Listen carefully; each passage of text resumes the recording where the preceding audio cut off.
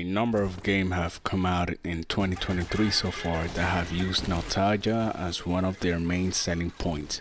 Nothing comes close to scratching that particular itch this year TREPANG2 does, with a clear set of inspiration in mind and deeply intuitive combat system that will keep you on the edge of your seat. There's a lot to get into.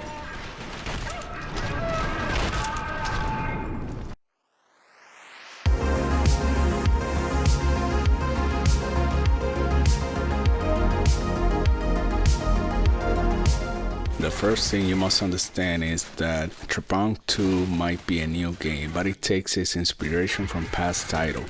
The clearest inspiration is Fear, and its sequel from a paranormal background to a super soldier in a secret special forces unit.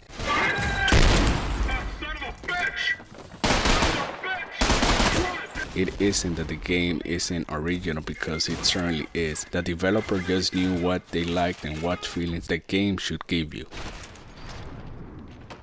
The basic overview of TREPANG2 is that you are a super soldier with amnesia who is rescued by a secret special forces unit. The unit and you team up to take down Horizon Corporation, a company doing all sorts of illegal things, from human experimentation to working on unethical weapons. A secret code is also connected to the company, and you will be fighting them as well.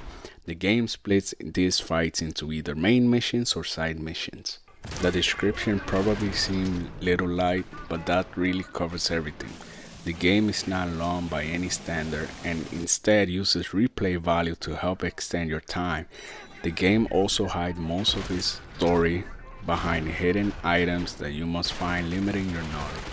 To know everything, you would have to do all of the main and side missions for the game while finding every files and info drop. Most shooter games today tend to follow a few very basic recipes. The first and most common is the Call of Duty style. This is predicted on tactical combat and wide selection of weapons. The other is the Borderlands style, which deals with the player usually having one unique feature and leaving the rest to sort through piles of weapons for the one with the best advantage.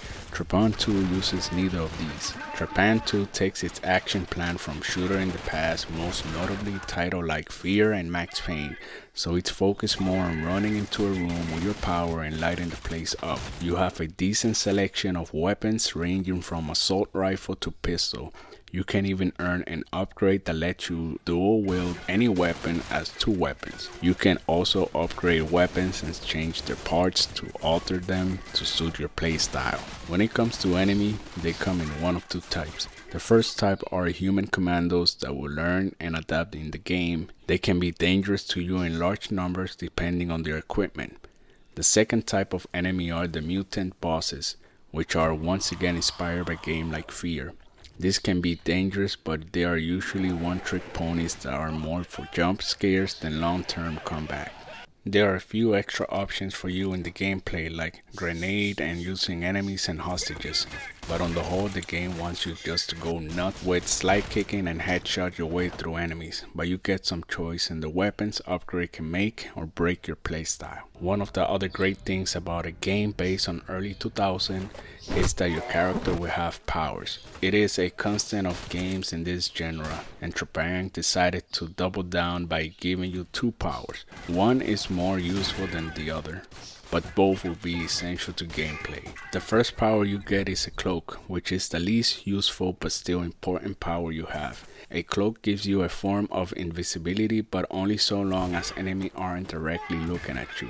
When you play at a higher level, this becomes more useful. The second power is Focus. This power lets you slow down time and line up a perfect shot or dodge many enemies. As you go through the game and raise the difficulty, you will need to use this power more and more to compensate for tougher and smarter enemies. One of the things that help keep TREPANG2 on top tier of shooter games is replay value.